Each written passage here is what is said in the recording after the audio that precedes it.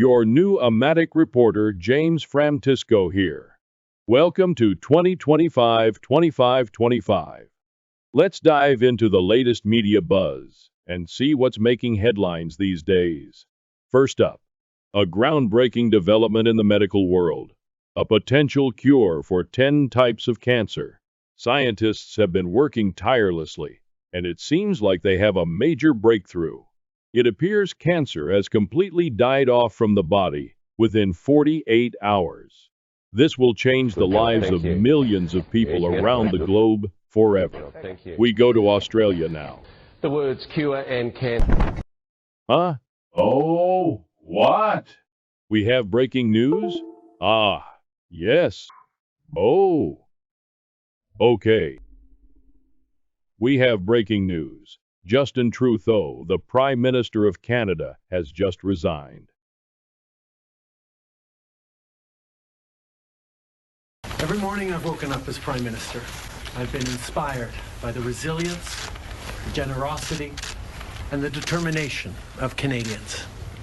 It is the driving force of every single day I have the privilege of serving in this office. That is why, since 2015, I've fought for this country, for you, to strengthen and grow the middle class. Why we rallied to support each other through the pandemic, to advance reconciliation, to defend free trade on this continent, to stand strong with Ukraine and our democracy, and to fight climate change and get our economy ready for the future. We are at a critical moment in the world. Mes chers Canadiens, nous traversons vraiment un moment critique dans le monde. My friends, as you all know, I'm a fighter. Every bone in my body has always told me to fight because I care deeply about Canadians, I care deeply about this country, and I will always be motivated by what is in the best interest of Canadians. And the fact is, despite best efforts to work through it, Parliament has been paralyzed for months after what has been the longest session of a minority parliament in Canadian history. That's why this morning I advised the Governor-General that we need a new session of Parliament. She has granted this request, and the House will now be prorogued until March 24th. Over the holidays, I've also had a chance to reflect and have had long talks with my family about our future. Throughout the course of my career, any success I have personally achieved has been because of their support and with their encouragement. So last night over dinner, I told my kids about the decision that I'm sharing with you today. I intend to resign as party leader, as Prime Minister, after the party selects its next leader through a robust, nationwide, competitive process. Last night, I asked the President of the Liberal Party to begin that process. This country deserves a real choice in the next election, and it has become clear to me that if I'm having to fight internal battles, I cannot be the best option in that election. Canada is an important institution in the history of our great country and democracy. A new Prime Minister and leader of the Liberal Party will carry its values and ideals into that next election. I'm excited to see the process unfold in the months ahead. We were elected for the third time in 2021 to strengthen the economy post-pandemic and advance Canada's interests in a complicated world. And that is exactly the job that I and we will continue to do for Canadians. Merci beaucoup, mes amis. Thank you, Prime Minister. We'll now go to questions, starting with Laurence Martin, Radio-Canada. Well, isn't Bonjour, that a Monsieur shame? Everyone had their eye on him. Seems chaos is the order of the day. But now, let's head back to Australia with Dr. Victoria Gordon of Q-Biotics. where a revolutionary fruit extract is reported to kill cancer in just 48 hours. Over to you, Dr. Andrew Rochfish, with the details. Take it away. Good job, thank you. Yes, good job, thank you. The words cure and cancer don't often go together, but a single injection of a berry found only in Australia's far north is now thought to cure many types of cancer. It's being tested on animals at death's door and now on humans, making tumours disappear in just 48 hours. In the depths of the Queensland rainforest grows a small seed with huge potential. This is an extraordinary drug. It's a unique drug, and it really is something quite different. Derived only from Australia's blushwood tree, EBC46 is a molecule that can fight cancer. A full tumour destruction within 7 days. Following astonishing results shrinking solid tumours in animals like Oscar, world-first human trials have now begun. For melanoma sufferer Denise Powell, joining the trial was a chance to avoid amputation. My cancer surgeon said, I can take that one out. If you get any more, then you might lose an arm. Instead of more surgery, EBC46 was injected directly into the tumour in Denise's armpit. Less than 20 minutes, the tumour had gone purple, then black. Then within a couple of days, the tumour just kind of shriveled up and died. This first stage trial is using safe, low doses, but even early results look promising.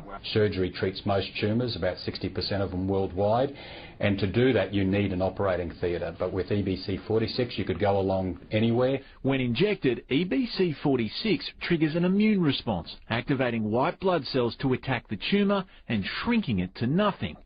So far, the treatment targets solid tumours such as melanomas and cancers of the head, neck and breast cancer. If this rainforest remedy is found to be safe and effective in humans, it could offer a whole new treatment option for cancer patients, especially the elderly, who can't face another round of chemo or go back under the knife. The second, larger phase of the trial begins next year. Dr. Andrew Rochford, 7 News. This plaque is supposedly hanging in the UN. Where the heck is that? Is that Earth? This worker in an auto repair shop, if this is what my day is turning to be, I think I would go home before anything else can happen.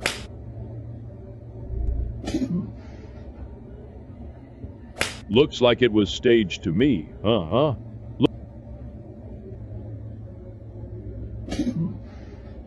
Next, you have to wonder what it takes to wake some people up. Look at this pussy stand there as this Karen steals his wife's purse. Only time he thinks he should do something is when she tries to take his kid. With a can of mace, maybe he can take her on. Nope, too afraid. It was supposed to be a perfect day, a fine lunch at a beautiful ski resort. But sometimes the most picturesque settings reveal the ugliest truths. Meet Jane and Mark and their kids, a family who seem to have it all. As they enjoy their gourmet meal, the stunning view can reveal unsettling behaviors you would never have known otherwise. Let's look in on now.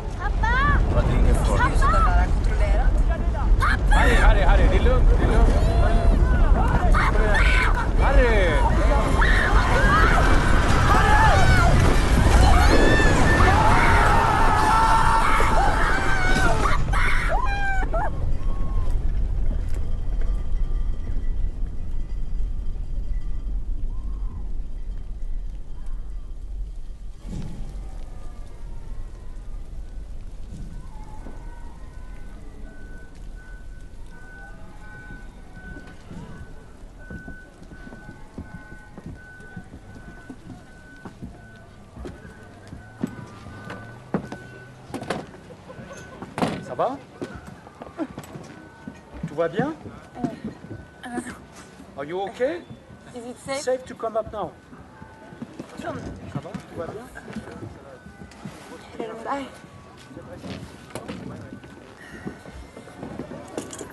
Är det bra?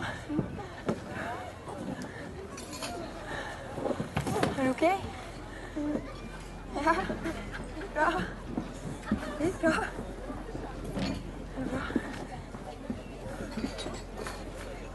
Oui, papa. Mais là-bas, comme ça, pas. J'ai encore la cigale. Peut-être mon fils, gars. Oh mon gars, qu'est-ce qui s'est passé? Je suis parti vite. Attends, mais c'est pas fini. C'est ça, ouais. Sometimes it takes a bizarre lunch at a beautiful place to uncover the truth about the people we think we know.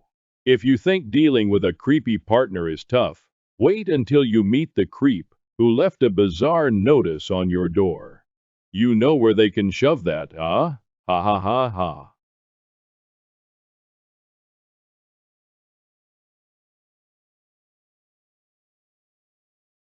Oh boy, what now? Subject, grilling activities causing disturbance. Dear non-HOA resident Colton Briggs, it has come to our attention that your recent grilling activities have sparked multiple complaints from members of our community. While we understand the appeal of outdoor cooking, the aromas emanating from your grill, whether it be steaks, brisket, or other meats, have become a source of frustration for our residents, many of whom are vegan and find the smell of grilled meat particularly unpleasant. As neighbors, it is essential to consider how your actions impact those around you. The pervasive scent of barbecue wafting into our HOA-managed properties disrupts the harmonious environment we strive to maintain. We kindly request that you refrain from doing any more grilling outdoors going forward. Yeah, that's certainly not going to happen.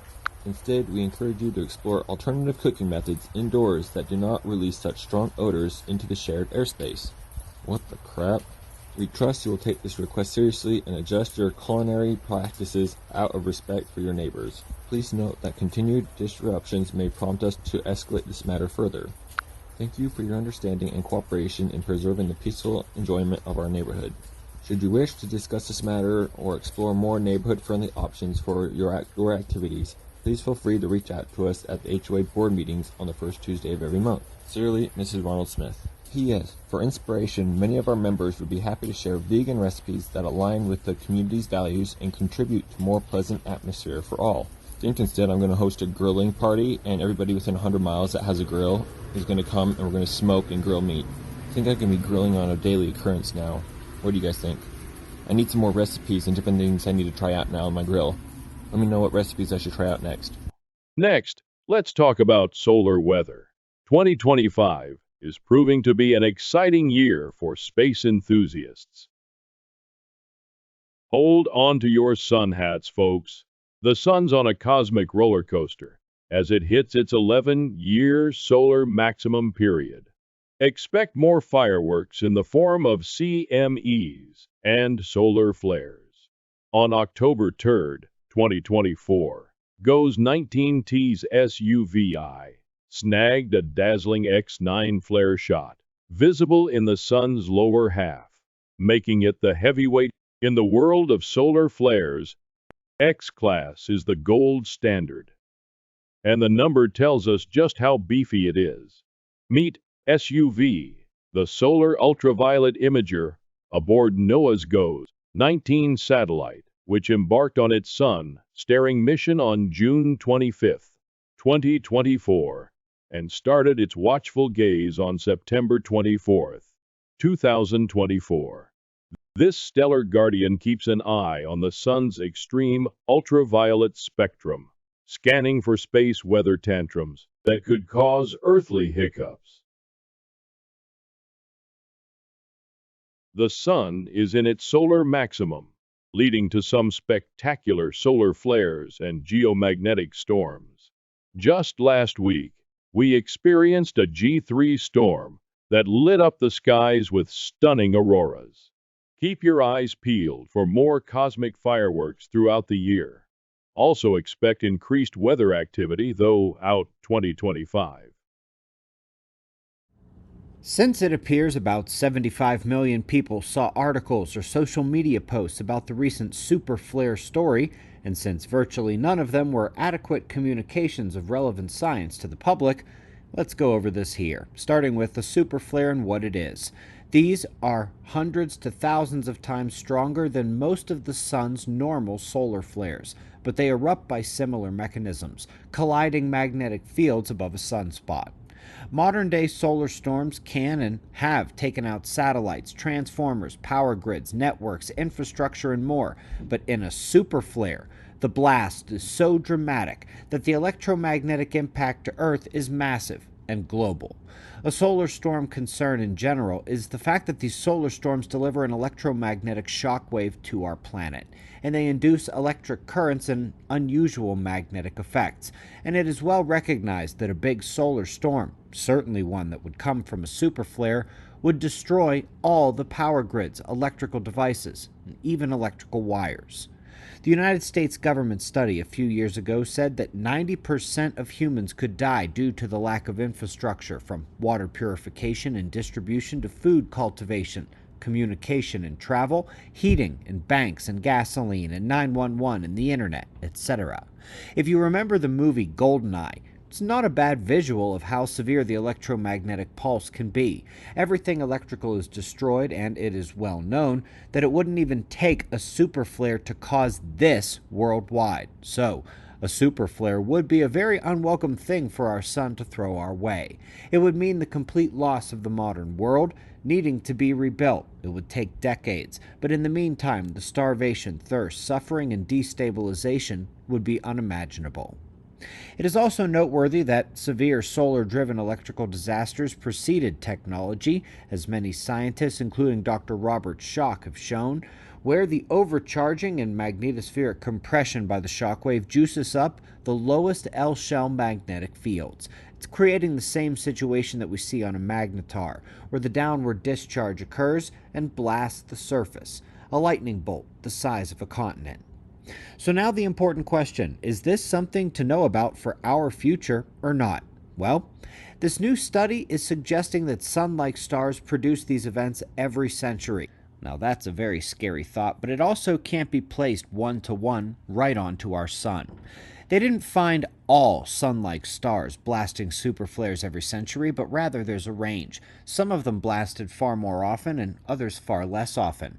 While this doesn't overrule the sun-specific studies that do exist, it does reconfirm the fact that the sun has these flares. And so, let's go to the most widely cited solar superflare analysis to answer the question of, when is the next one coming? The lowest level superflares likely happen every 150 to 200 years. Those would take out global power like we showed at first. The biggest ones happen every 3,000 to 6,000 years in the X500 to X1000 range, and those are what would cause that lightning of the gods from the sky. The lowest level still means the end of our modern world and a new age of Earth, and those happen every 150 to 200 years. We are 165 years from the last one, in 1859. So yes, this matters a great deal, and it's why they've spent hundreds of millions on sun-watching satellites and telescopes to hopefully give them advanced warning of these solar storms. Be safe, everyone.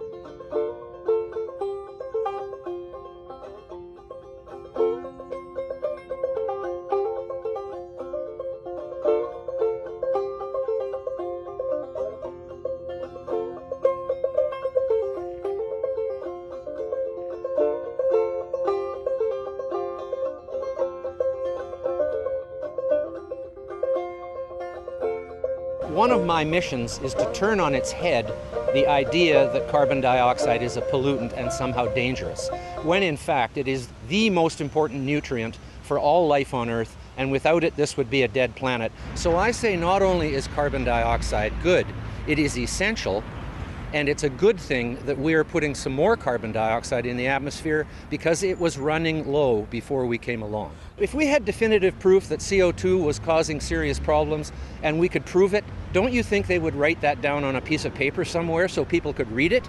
They don't have definitive proof, period, in science. I'm a student of the philosophy and history of science, and I know that the scientific method has not been applied in such a way as to prove that carbon dioxide is causing the Earth to warm.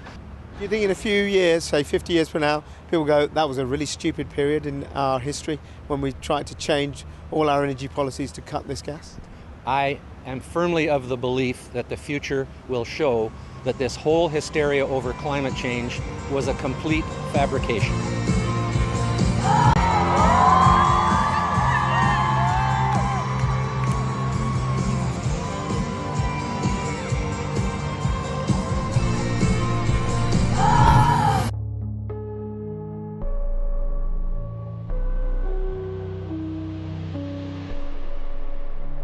This week, heading east somewhere on Interstate 20 into Dallas.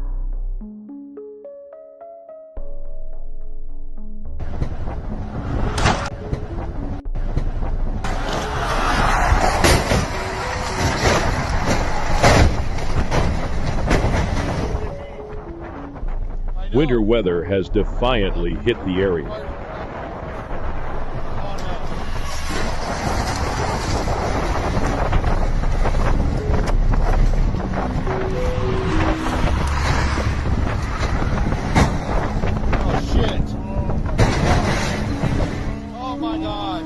The once bustling road,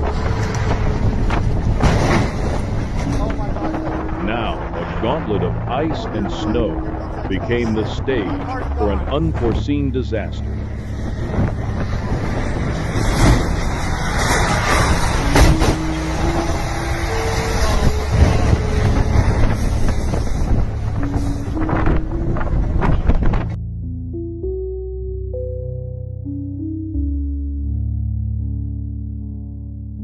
Hang on, everyone. It's going to be a slippery ride. They only waited out the storm.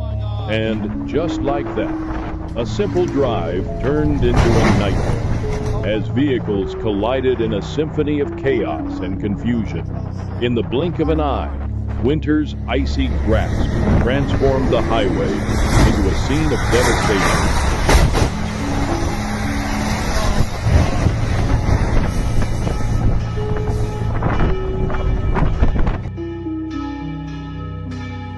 Speaking of disasters, you all, get this. It seems that Bill Gates is backing Apeel, a spray-on for food products. Yes, you heard that right. Because who doesn't want a side of Silicon Valley with their salad? Poison anyone? Seriously though, you know things are getting weird when you need a tech magnate to screw with your groceries. What's next? Elon Musk's rocket sauce for your barbecue? Take a look at the wild world of food futurism. A look into what your healthy fruits and veggies are heading for.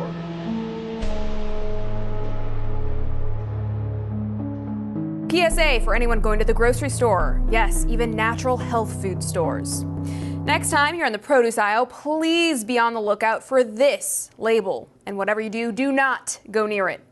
Apeel, or Edapeel, is a World Economic Forum and Bill Gates funded product that is being sprayed on fruits and vegetables, which are on the verge of spoiling, so that they appear fresh and last longer.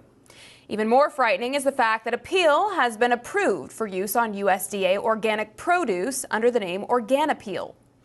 The main ingredient found in the Apeel coating is mono and diglycerides, which are extracted from grapeseed oil. This is then processed with the use of two solvents, which are ethyl acetate and heptane, both of which are hazardous chemicals known to seriously damage internal organs in the case of repeated exposure. This coating cannot be washed off. Additionally, the World Health Organization's International Agency for Research on Cancer, or IARC, recognized glycidol, another name for these same ingredients, as, quote, probably carcinogenic to humans. So why are they spraying this literal poison on our food? One thing is for certain. Appeal should be kept far, far away from our food supply. The ability of this $2 billion Bill Gates-backed startup to just quietly slip in to extend the life of food with absolutely zero proof of preserving any nutritional value should remind every American of the importance of eating organic, local, and chemical-free food. But if the evidence here isn't enough to convince you, take a look at what Appeal allegedly does to the food itself. When she opens it and she breaks it in half, it gets very tough and doesn't really break. And when it pulls, it's like it's glue. Like, it's not even breaking, like, at all. Like, it, and I know you guys can't feel the texture, Avi, right, because of the video, but, like, it literally feels fake. Is it clear yet? The tyrannical globalists will stop at nothing to completely railroad anyone trying to live a wholesome, healthy life.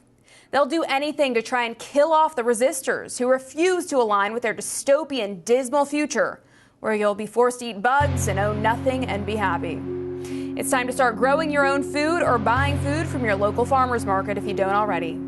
These megalomaniacs are on a mission to destroy all that is good in this life, and we absolutely cannot let them win. Every single thing that happens today is climate change. Kids in schools are being brainwashed. Parents don't seem willing to strike back. Universities fill the heads of their students with global warming rubbish. This stuff is damaging, it's dangerous, and it's everywhere. We're in a cultural war. Climate change is the new religion. None of these people, not one, can define climate change other than to talk about carbon emissions. They're not carbon emissions at all. Carbon's a chemical element. It exists in things like diamonds and graphite. Carbon is in carbon dioxide, so they mean carbon dioxide emissions. And the burning of coal releases carbon dioxide. So, I might add, do the bushfires. So they must mean that carbon dioxide's a problem. And the world as we know it will end if we don't do something about it. Hang on. Carbon dioxide is 0.04% of the atmosphere. That is over the whole world. Human beings create only 3% of that 0.04% over the whole world. And Australia, human beings, manufacturers, cows breaking wind, bushfires, are responsible for 1.3% of the 3% of the 0.04%. Is anyone seriously suggesting that we should stand the economy on its head, force up energy prices, damage business, jeopardise employment because 0.04% of the atmosphere is carbon dioxide and coal produces carbon dioxide? If we genuinely want to fight for the future of our kids, we're going to have to fight against this intellectual rubbish. And it appears that only a few of us are prepared to step into the ring. Back like a slow voice on a wave of bass. That wasn't no DJ, that was hazy cosmic jive. There's a starman waiting in the sky. He'd like to come and meet us, but he thinks he'd blow our minds. There's a starman waiting in the sky. He's told us not to blow it. And that was just the tip of the iceberg, folks. People are fed up with the petty robberies and starting to stand up. It's like the Wild West, but with better Wi-Fi. And coming up next, hold on to your seats, because the visuals may be disturbing to some viewers. You've been warned. Don't say we didn't tell you.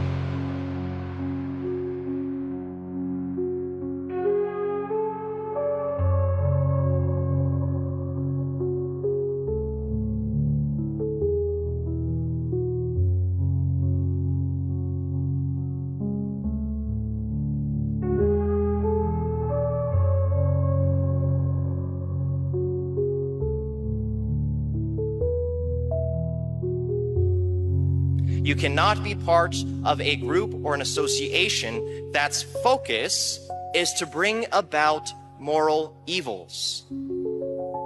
This is why for centuries, because there are foundational principles, faith. You cannot be part of something which is essential to it, moral evils. Because you cannot be part of something and not support what is essential to it. Picking and choosing what you want, what you like.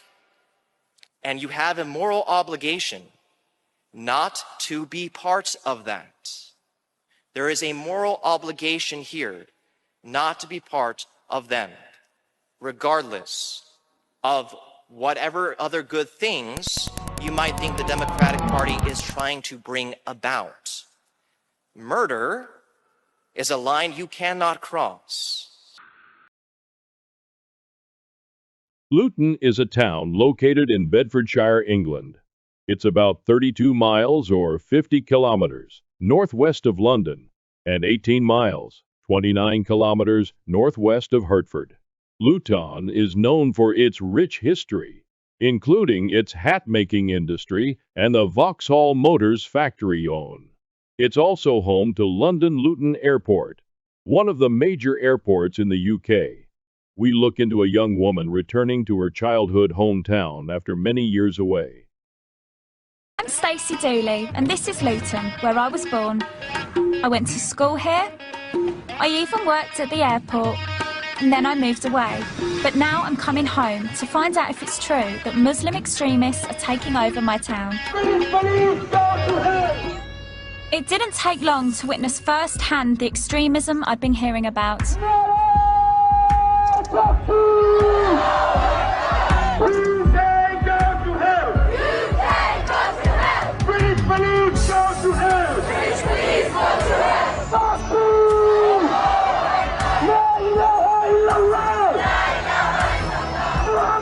I wasn't sure what they were marching for, but tensions were running high.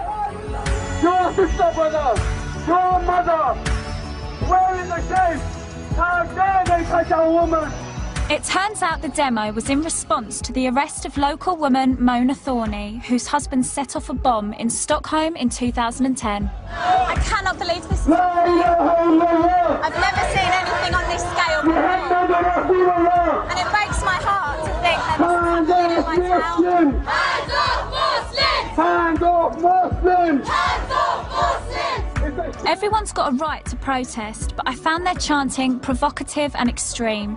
British police go to hell! British police go to hell! This is the message to stop oppression. Police burn in hell. British police burn in hell. Yeah, because no real Muslim wants anyone to burn in hell. Yeah, but for what they've done, for the consequences. You can't pick and choose. You can't pick and choose. You can't. You either believe or you disbelieve. You know what? You choose to wear this, I choose to wear that. You and I will have to. You look naked on the street. Do I look naked? Do I really? I don't look naked. You're trying to seduce. No one's trying to seduce me, and I'm not trying to seduce anyone.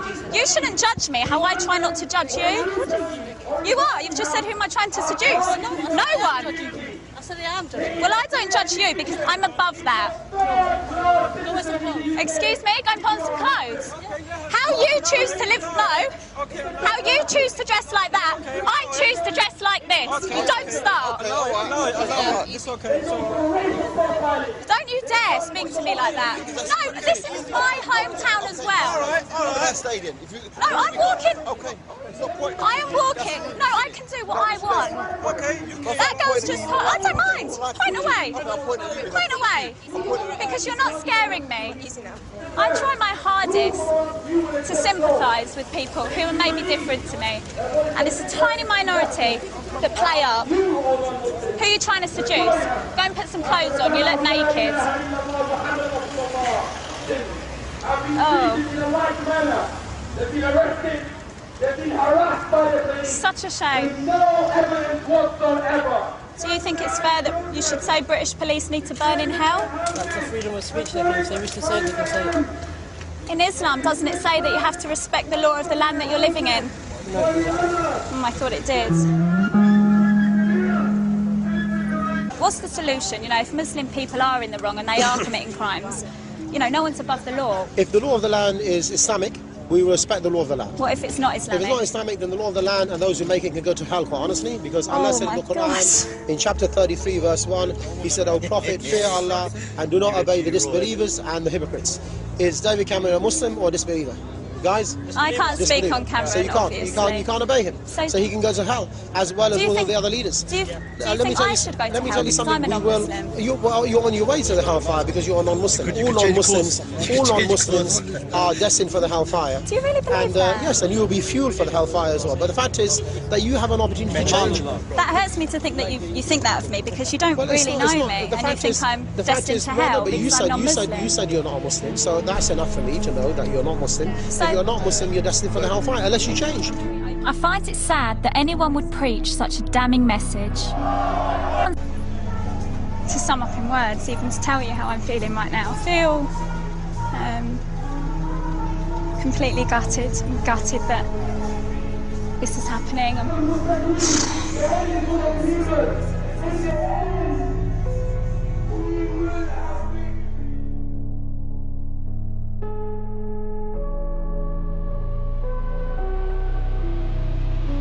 If hypothetically you rape a girl and you murder her, and if the court of law in this world cannot prove, and then you truly repent, will Allah forgive you? And you say most probably Allah will forgive you. And you're right. If you have committed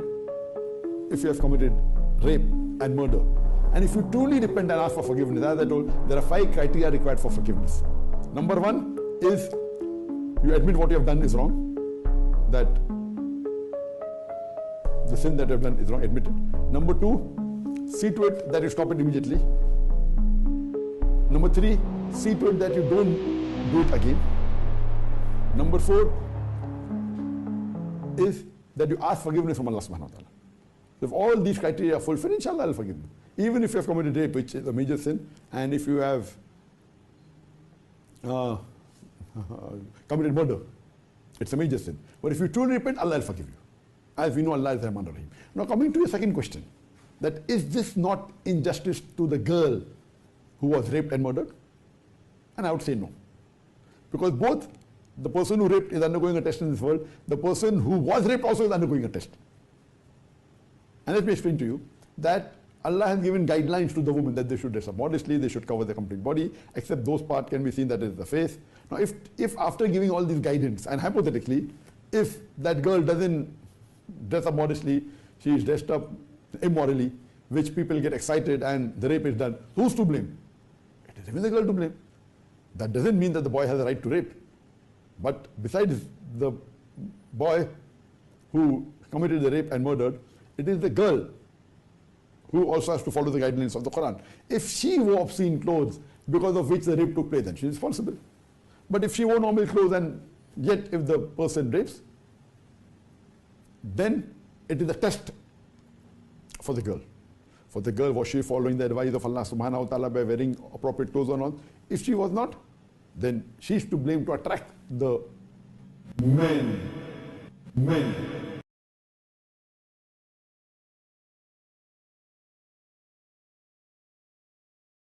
Can you believe that barbarian? They actually believe that? How barbaric! What madness! What a shocking resurgence of outdated beliefs! Must be a culture of insane doctrine and a disillusionment of inbred ideology. Huh? Oh. If you was born in Pakistan, originally from Pakistan, you must have been kidnapped by me. You've been kidnapped by you? Of course. Because there is no option to get you, right? Okay. You have your women over there, though. Seriously. So you are in Canada, so I cannot say you anything. Okay. I cannot touch you anything. Because it is Canada. Yeah, well, yeah, definitely you couldn't touch me. There's laws to this shit here. You know what I mean? That's not that flattering. That's kind of scary. Trust me, because like there was no option. Okay. Well, you have a good night. The entire purpose of Islam, according to all Islamic doctrine, is to ensure that there is an Islamic state throughout the entire world called a caliphate, and under that, Sharia or Islamic law is the law of the land. That's it. Islam is no more complicated than that. Islam breaks the entire world into 2 parts.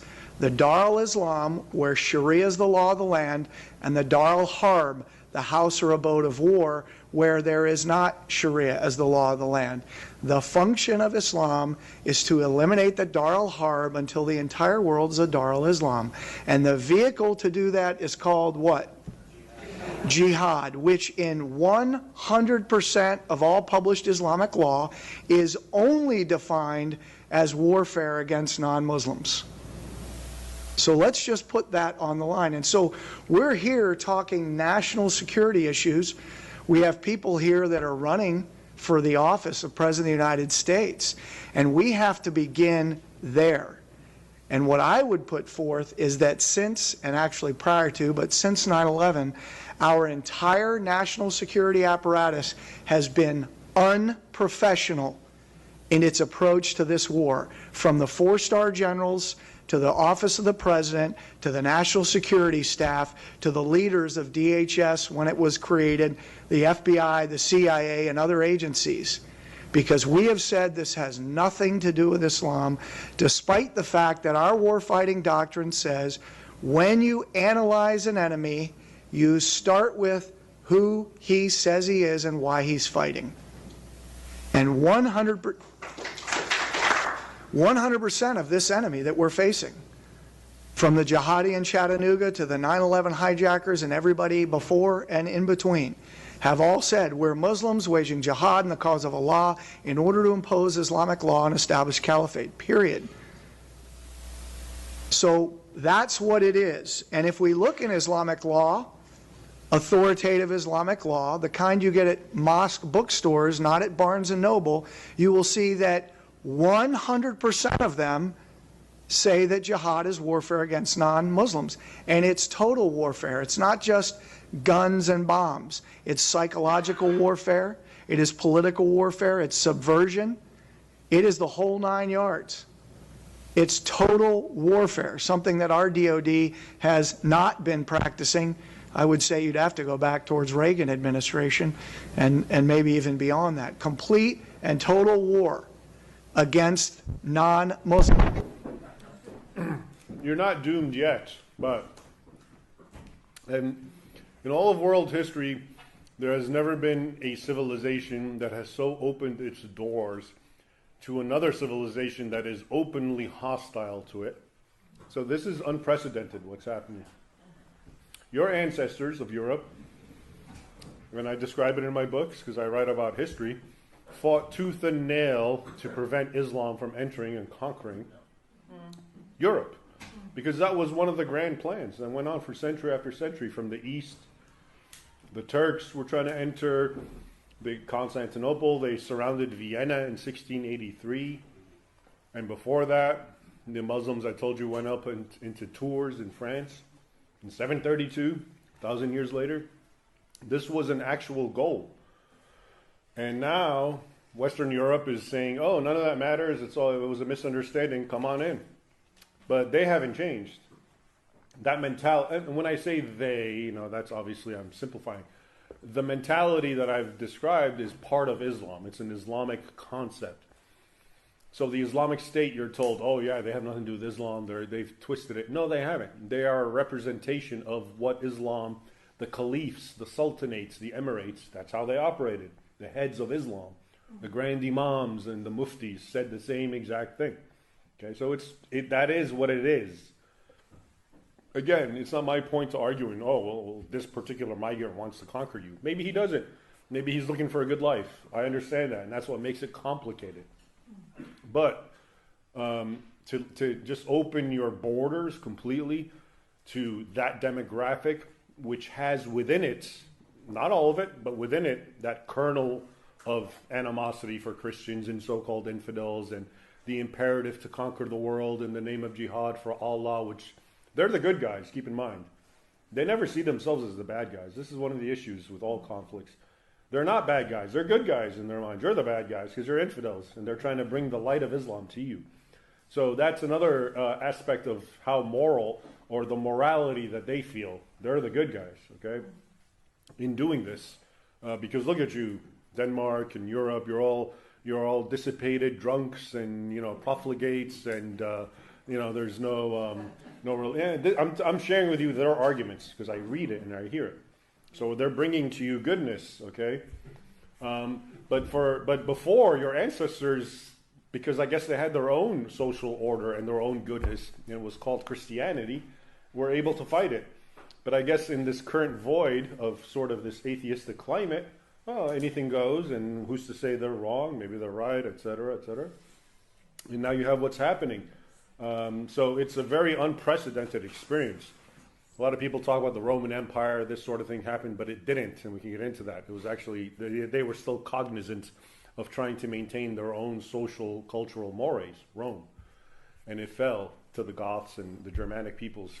And I'm just saying, some people use this analogy, but in this case, this is completely your doing. Not you, but it's Europe's doing. Okay, you're bringing a hostile force that's openly hostile, and lo and behold, when I look where Muslims are, I see chaos and violence and criminality and rape and grooming in England. Okay, that's what always happened under Islam. Okay, so is there a hope? I think so. I hope so in time, but it's so bad that it even had to get to this point. You know, it's such an abnegation and betrayal of your own heritage, of these men and women who fought and died to preserve your way of life against an open, hostile force, and now they're being welcomed in, and why not? It's okay. So I guess so. It's a matter of time. So where's the hope? Excuse me. So where's the hope you say? There is the hope is to wake up. Wake up and see what reality and what I'm talking about, and understand the history and the doctrine of Islam and what Islam is all about. Islam is unequivocally hostile. What religion was Jesus? What did he believe? Well, obviously he was Jew. Where was Jesus born? Why does that matter? He's born in Bethlehem, okay. And he was raised in Nazareth, and he walked on the water in Capernaum. What country are those places in right now? What does it matter? It does matter. You know why? Because when I went to Israel, I came in contact with the living God that walked on water and rose Lazarus from the dead. When I went to Israel, I saw the Bible come to life. When I went to Israel, I saw Abraham, Isaac, and Jacob, and Sarah, Rebecca, and Leah. When I went to Israel, what I read as Bible stories popped open. And I said, this is the Word of God. This is real. These are not fairy tales or fables or things that we tell our kids. When I went to Israel, I was able to cry where Jesus cried, where he was betrayed by Judas and arrested, where he rose from the dead and gives us eternal life. I am not an apologist for Israel, but I reject wholeheartedly this narrative. Christians who turn their back on Israel, it says in Genesis and Romans and 1 Thessalonians, Paul said you will bless the Jews. If you bless Israel, you will be blessed. If you scorn Israel, you will be scorned. There is a diabolical satanic agenda every single day to try and delegitimize the scriptures. And I will defend the Holy Land, the place that let me see where my Lord and Savior lived. And I will not apologize. Because of what? You just fucked my country. I put my hands on you. There you go, go for it, mate. I touch you on my face. Take your hands off me. Let's stop, man. I will not touch you. Go back the way you came from, Abdul. You'll laugh because I fucking come here. London, mate, London. Of course. Fucking London. Anglo-Saxon English. Fuck the London. So fuck off back to where you came from. You have no business here with a mask. No, you don't. Fuck off. Don't touch me, Abdul. I'll break you in the street right now. Don't touch me. You see, mate? Everyone is father, yeah? Go back to where you came from, sunshine. You have no business in this country. And you have no business here. Go away. Go back to where you come from. You're worthless. You're a coward. You wear a mask. No, I don't wear that. You have no business here. Take your mask off, you wanker. That's not very nice, is it? Your mask off, you wanker. Take your mask off. Take your fucking mask off. Take your mask. Take your fucking mask. Racist, mate. Racist. What do you fucking think? Oh, this is bullshit. Now, fuck off back to where you came from. Before they set the old bill on you. Because I'm just Jack. They'll sort you out. Go back to where you came from, son. You have no business here. How you can know? Go away. If you don't fucking know me, mate. By the way, mate, I'm leaving now, so you better leave, mate. 15 years, and you cannot say me nothing. I'm not what your you can mate. say? I'm not That's your why mate. fuck off.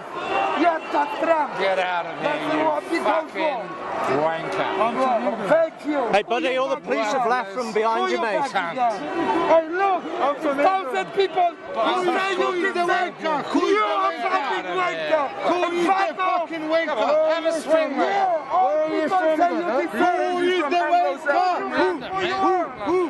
You just fucking That's the worst London accent I've ever heard, mate. Who you think you are? He's a racist. I'm English. Yeah, you are racist. Yeah, you just attacked me and say who I fucking am. If I'd And attacked I you, must man, fuck off to my country. you'd be lying on the floor bleeding fuck like off, a fucking I like pig. you I'm just an talking English shit. dude And what we telling got you to you, piss and off. what you think who you are now. I'm happy to be If alive. the people, yeah, you are wanker, and fuck you are. Take your hands off me. Everyone got you. We'll be fine. Fuck you. Take your hands off me. You want to fight me? Just put my Take your because hands of war. off. You just fucked my fucking. Put my hands on you. There you go. Go for it, mate. I touch you on my face. Take your hands off me. This is the most senior ranking police officers from West Mercia Police. This gentleman is the Police Crime Commissioner. Next to him, or across from him, is the head of the police. This gentleman, is his job to prevent sexual exploitation of children. Now, this is Bugsy from episode 1, the main child trafficker from Telford, standing directly next to, having his photo taken, directly next to the man whose job it is to prevent sexual exploitation of children. Now, you remember Munchie from episode 2. This is Munchie's brother, standing directly behind the Police Crime Commissioner. Do you have any faith that these officers are tackling these gangs? There is no way that their intelligence system does not tell them that they are drug dealers, they are gangsters, and they are trafficking children. But they do not care. They are more interested in taking their photos for diversity. I have tried to find pictures of the police sitting outside the church in Telford. I haven't been able to. Outside the Sikh temple, I haven't been able to. Outside the Hindu temple, I haven't been able to. All of these men, all of them, including him, are directly linked to gangs that rape children in Telford. And this is what your police force are doing. Of how insane some things have come to light. Seriously, did anyone order this madness? Is our democracy in jeopardy? You bet your last dollar it is, because nothing screams stability like the circus we've got going on. Clowns included, with no extra charge. That's all I can stand for one night. Good night, folks.